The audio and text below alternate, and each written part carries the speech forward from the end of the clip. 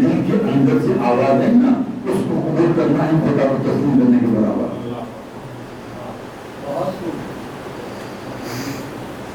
مگر دلیل آپ چلتے پھرتے کسی غیر مسلم کو سنائیں گے تو مان لے گا؟ دوسروں کو چھوڑیے، میں مانوں گا۔ ٹھیک ہے، صاحب دلیل ہے، وہ 1400 سال پہلے کی، 1200 سال پہلے کی، کیونکہ آپ کو اندازہ نہیں ہے کہ اس وقت معاشرہ کتنا اینٹی گاڈ ہو چکا ہے۔ دنیا کی اس وقت جو آبادی ہے اس میں سے سب سے زیادہ لوگ جس مذہب کو فالو کرتے ہیں وہ ہے کرسچینٹی، آلموسٹ 31%۔ دوسرے نمبر پر اسلام آلموسٹ 25%۔ اب تیسرے نمبر پر ہے لا مذہبیت، وہ لوگ جو خدا کو مانتے، مذہب کو مانتے ہی نہیں۔ That is around 16 to 17%۔ اور یہ پرسنٹیج وقت کے ساتھ بڑھ رہا ہے۔ اگرچہ کی کیلکولیشن سے بتاتے ہیں کہ 2050 تک دنیا کا سب سے بڑا مذہب جس کو سب سے زیادہ لوگ فالو کریں گے ہو سکتا ہے کہ وہ اسلام بن جائے، but at the same time جو پرسنٹیج ہے لا مذہبیت کا وقت کے ساتھ ساتھ وہ بڑھ رہا ہے، گھٹ نہیں رہا۔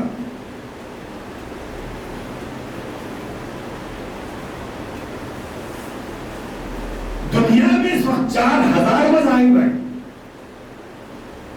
لا مذہبیت نمبر 3 پہ ہے۔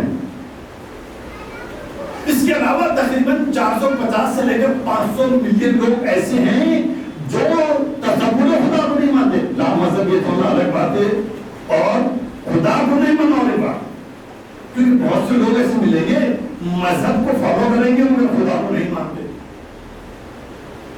قرآن کو مانتے ہیں خدا کو نہیں مانتے، مولائے کائنات کی شخصیت کو تسلیم کرتے ہیں مگر خدا کو نہیں مانتے، امام حسین علیہ السلام کو تسلیم کرتے ہیں مگر خدا کو نہیں۔ اور بہت سے لوگ ہیں، بہت سے لوگ گزرے ہیں، خالد کریم تجربہ ہوا ہے، ان لوگوں کو ہم نے ایک ٹرم کوائن کیا تھا شیعہ کا پرنسپل، کیونکہ ہر اعتبار سے وہ شیعہ ہیں مگر اللہ کو نہیں مانتے۔ ہم چونکہ خدا کو نہیں ماننے والوں کو کمیونسٹ کہا جاتا ہے تو ایسے لوگوں کو کیٹیگرائز کیا گیا تھا کہ کوئی ٹیکنیکل نہیں مگر بولا گیا۔ تو یہ لوگ وقت کے ساتھ ساتھ بڑھ رہے، ان کا کاؤنٹر کرنا ضروری ہے۔ ہمارے بچوں کے اندر اتنی صلاحیتیں پیدا کرنا ضروری ہے کہ توحید کے کنسپٹ کو خود سمجھیں اور اگر وقت پڑے تو وہ دوسروں کو سمجھیں۔ ایک شخص آیا مولا کے پاس، کہ علی میں خدا کو نہیں مانتا، آپ مانتے ہیں نہ، آپ کو خدا کے ماننے کا فائدہ ہوا نہ مجھے خدا کو نہیں ماننے کا کوئی نقصان ہوا، بلکہ اگر دیکھا جائے تو آپ کی حالت مجھ سے خراب ہے، آپ سوکھ کی روٹی کھاتے ہیں، میرے پاس کم از کم اس سے بہتر غذا ہے۔ اللہ نے کہا کہ ٹھیک ہے، تھوڑی دیر تو میری بات مان لے، تھوڑی دیر میں تیری بات مان لیتا ہوں، کہ میں نے بات سن لی کہ خدا نہیں ہے، میری بات سننے کی تھوڑی دیر خدا ہے، ہم دونوں مر گئے، ہم دونوں مر گئے۔ اب اگر خدا نہیں ہے کوئی بات ہی نہیں، تو بھی مٹی میں مل گیا، مٹی میں مل گیا، میں بھی مٹی میں دفنا کے مٹی میں مل گیا۔ لیکن اگر فرض خدا نہیں گیا تو سوچتے تیرا مقام کیا ہوگا، میرا مقام کیا ہوگا۔ مولا کائنات اپنے بیٹے جناب محمد حنفیہ کو سمجھاتے ہوئے کہتے ہیں کہ بیٹا خدا کو ایک ماننے کا بہترین طریقہ یہ ہے کہ اس نے 1,24,000 انبیاء بھیجے جنہوں نے آ کر فقط انسانیت کو یہی تعلیم دی کہ کوئی خدا نہیں سوائے کہ مثال دی۔ مثلا جتنے لوگ بیٹھے ہیں یہاں پر باہر سے اگر ایک چھوٹا سا بچہ آ جائے اور کہے کہ باہر آگ لگی ہے، آپ کہیں گے بیٹا بیٹھ جاؤ، خاموش کرنے سے ہوگی، اس سے نہیں کرنا، کیونکہ آپ نے اس بچے کی بات پر یقین نہیں کیا۔ تھوڑی دیر میں دوسرا بچہ آیا، آپ نے کہا بیٹا بیٹھو، منجی سے ہوگی، ڈسٹرب نہیں کرنا۔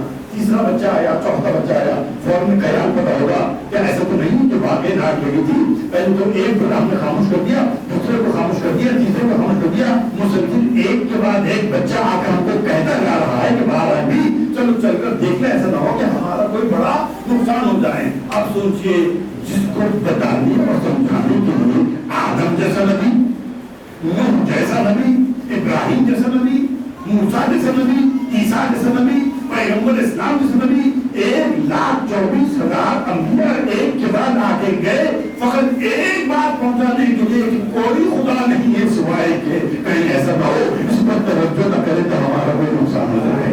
صلی اللہ علیہ وسلم۔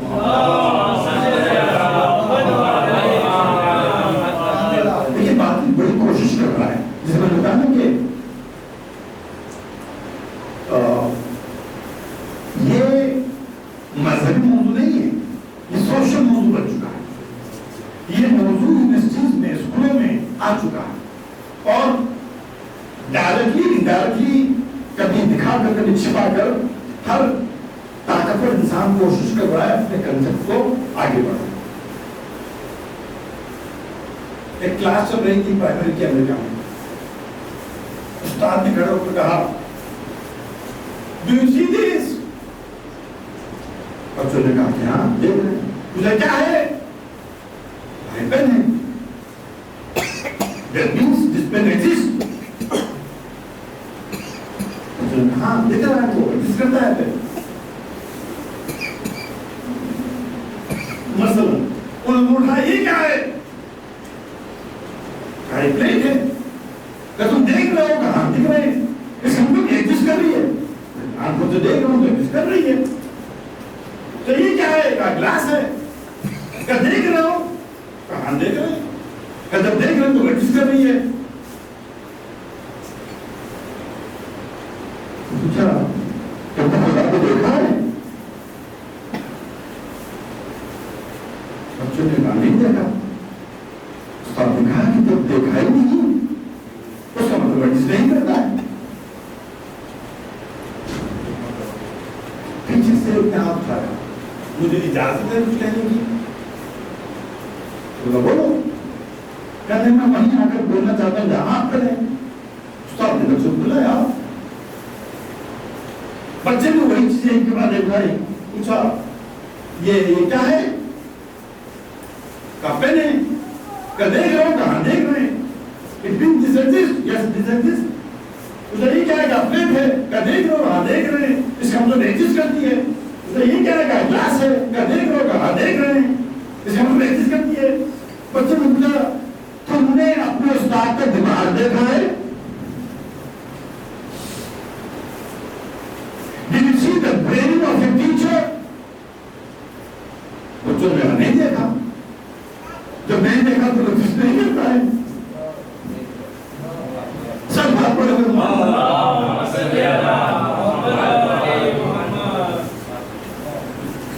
یہ چھوٹی چھوٹی باتیں انشاءاللہ جیسے جیسے ہماری مدارس کا سفر آگے بڑھے گا وہ بڑی بڑی بات ہم بتاتے جائیں گے، کوشش کریں گے۔ بٹ یہ بات ہمارے لیے، بچوں کے لیے، جوانوں کے لیے بے حد ضروری سمجھنے کے لیے کہ اللہ اگر ہے تو اس کو کیسے تبدیل کیا جائے۔ بس اس کے بعد کا آیت جملہ تھا کہ اگر تم چاہتے ہو فمن کان یرجو لقاء ربہ، اگر تم چاہتے ہو کہ اپنے آپ کو اللہ کے سامنے پیش کریں، مالک سے ملاقات کریں، کیا کرنا ہے؟ فلیعمل عملا صالحا ولا یشرک بعبادۃ ربہ احدا۔ تو تمہارا فرض ہے کہ تم نیک عمل کرو اور اس کی عبادت میں کسی کو شریک نہ بناؤ۔ یہ ہے ہمارے اصل موضوع محرم کے لیے خاص طور پر۔ تم اگر چاہتے ہو کہ اپنے مالک سے ملاقات کریں تو طے کرو کہ تم کو تمہارا عمل نیک ہو اور اس کی عبادت میں کسی کو شریک نہ کرو. بہت لمبی تفصیل ہے اس آیت کے پیچھے. قصہ مختصر ہے کہ ایک شخص پیغمبر اسلام کی خدمت میں حاضر ہوا. مسلمان ہے, کلمہ پڑھتا ہے, اور جب آیا ہے تو صرف مسلمان ہی نہیں رہا, وہ صحابی بن گیا. اس نے کہا کہ اللہ کے رسول, میں مسلمان ہوں, نماز پڑھتا ہوں, روزہ رکھتا ہوں, اور جتنی اچھی باتیں آپ نے بتائی ہیں وہ سب کرتا ہوں. ہوتا یہ ہے کہ میرے ماحول میں, میرے نیٹ ورک میں, میرے سرکل میں جو لوگ ہیں نا, وہ لوگ میری بہت تعریف کرتے ہیں, اور جب تعریف کرتے ہیں تو مجھے بہت اچھا لگتا ہے. تو آیا یہ جو عمل ہو رہا ہے وہ میرے لیے یا میرے خدا کے لیے اچھا ہے یا اچھا نہیں ہے؟ میں نے اس تفصیل پڑھی تو مجھے ایسا لگا کہ 1400 سال پہلے شوکت نظام پیدا ہو چکے تھے. اس نے یہ کہا نا, اچھا مسلمان ہے, نیک ہے, نماز پڑھتا ہے, روزہ رکھتا ہے, قرآن پڑھتا ہے, مجلس پڑھتا ہے, لوگ تعریف کرتے ہیں. کون سا ذاکر ہوگا جس کو تعریف کا سننا پسند نہ ہے؟ پوچھئے کسی سے, کیا تم کو 2 منٹ سے دینے کے لیے 50 آدمی بیٹھے کہ 500 آدمی بیٹھے, کون سی منت اچھی لگتی ہے تم کو؟ ایک مجلس میں چاہے وہ 500 ہو, 50 ہو یا 500, لوگ خاموش بیٹھ کر سنتے ہیں, اور ایک مجلس میں تمہارے ہر دنیا پر نعرے لگتے ہیں, اور تم بتاؤ کہ تم کو کون سی منت اچھی لگتی ہے؟ جواب کی شاید ضرورت ہی نہیں, کیونکہ ہر سننے والا جواب جانتا ہے. اور اگر کوئی اس جواب کی مخالفت کرے, اس کا مطلب اور گناہ کر رہا ہے جھوٹ بول کر. اب سوال یہی ہوگا نا کہ اس میں برائی کیا ہے؟ مسئلہ میں مجلس پڑھنے آیا ہوں, میں کوشش کر رہا ہوں کہ ایسی مجلس پڑھو کہ آپ خوش ہو, اور خدا نہ خطا یہ نیت نہیں ہے کہ آپ کو خوش کرنے کے لیے میں خدا کو ناراض کرنے والا ہوں. میری کوشش ہی ہے کہ ایسا موضوع پڑھوں کہ آپ خوش ہو گئے, اللہ بھی خوش ہو جائے. جب آپ بھی خوش, اللہ بھی خوش, تو میں بھی خوش. تو بندے نے یہی سوال کیا, اللہ کے رسول, میں ہر نیک کام جو آپ نے بتایا ہے کرتا ہوں, میرا سوال یہی ہے کہ جب یہ لوگ میری تعریف کرتے ہیں اور ان کی تعریف مجھے بہت اچھی لگتی ہے, میں نماز پڑھاتا ہوں, سوچتا ہوں چلو ایسا پڑھتے ہیں کہ یہ لوگ خوش ہو جائیں, اللہ تو خوش ہے. قرآن پڑھتا ہوں, سوچتا ہوں کہ لوگوں کو خوش کر دوں, اللہ تو خوشی ہوگا اچھا قرآن پڑھنے سے. تو کیا اس میں کوئی غلطی ہو رہی ہے؟ پیغمبر فرماتے ہیں کہ وہ سیوں کی یاد مانی ہوئی, وَلَا يُشْرِكْ بِعِبَادَتِ رَبِّهِ, کہ تم اس کی عبادت میں کسی کو شریک نہ کرو. کیا مطلب ہوا؟ وہ کہتے ہیں کہ جب تم کوئی نیک عمل کرتے ہو نا, نماز پڑھتے ہیں, روزہ رکھتے ہیں, مجلس پڑھتے ہیں, قرآن پڑھتے ہیں, اگر تمہارے ذہن میں خیال ہے کہ اللہ بھی خوش ہو جائے, یہ بندہ بھی خوش ہو جائے, تو اللہ یہ کہتا ہے کہ میں اپنے شریک پر ظلم کرنا نہیں چاہتا. اگر تم کوئی کام کر رہے ہو جس میں ایکس بھی شریک ہے, وائی بھی شریک ہے, اچھا کام کیا تھا تو ایکس کی کوشش ہوتی ہے کہ وائی کا حصہ بھی خود لے لے, یا وائی کی کوشش ہوتی ہے کہ ایکس کا حصہ بھی خود لے لے. مگر جب تم میری عبادت میں کسی کو شریک کرتے ہو تو میں بندے پر ظلم کرنا نہیں چاہتا, میں چاہتا ہوں کہ پورا حصہ وہ خود لے لے. تو اگر ہم نے نماز پڑھی, نیت تھی کہ بندہ بھی خوش ہو جائے, اللہ بھی خوش جائے. اللہ کہتا ہے کہ میں بندے ظالم نہیں بننا چاہتا, میں چاہتا ہوں کہ نماز کا پورا اسی بندے کو دے دے جو میری عبادت میں تم نے اسے شریک کیا تھا. تم نے روزہ رکھا, بندے کو بھی خوش کیا, اللہ کو بھی خوش کرنے کی کوشش کی, مگر میرا رحم و کرم اتنا عظیم ہے کہ میں نے اس کا ثواب مکمل طور پر اسی کو دے دیا. تم نے مجلس پڑھی, تم نے قرآن پڑھا, تم نے جتنی نیکیاں کی ہیں, جب تمہارے ذہن میں خیال آیا کہ میں جو کام کر رہا ہوں, جو عمل کرنے جا رہا ہوں, جو نیکی کرنے جا رہا ہوں, اس میں اللہ بھی خوش ہو, بندہ بھی خوش ہو جائے. قیامت کے میدان میں پہنچے, ہمارے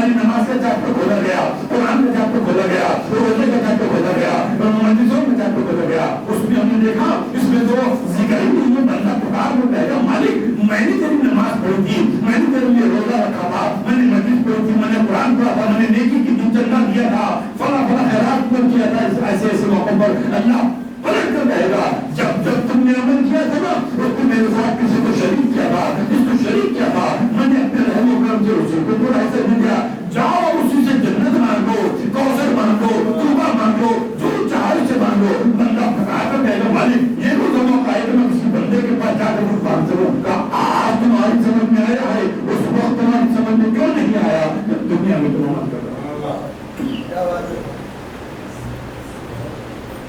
بڑا سینسیٹیو موضوع ہے, بڑا دقیق موضوع ہے.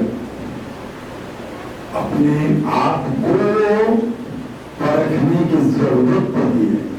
میں شاید سے پہلے اسی نمبر سے جملہ کہا تھا کہ صرف میں اور میرا خدا ہی جانتا ہے, کوئی اور نہیں جان سکتا کہ اس وقت میں مجلس پڑھ رہا ہوں کہ میری مجلس پڑھنے کی نیت کیا, نہیں جان سکتا. میں واقعہ کہہ رہا ہوں کہ پورے مجمع بھی چاہے 50 کا ہو, 500 کا, 5000 کا ہو, کوئی نہیں کہہ سکتا. جو بھی کہے گا تو سم ایکسٹینٹ کریکٹ ہوگا, ایبسولوٹلی رائٹ نہیں ہوگا.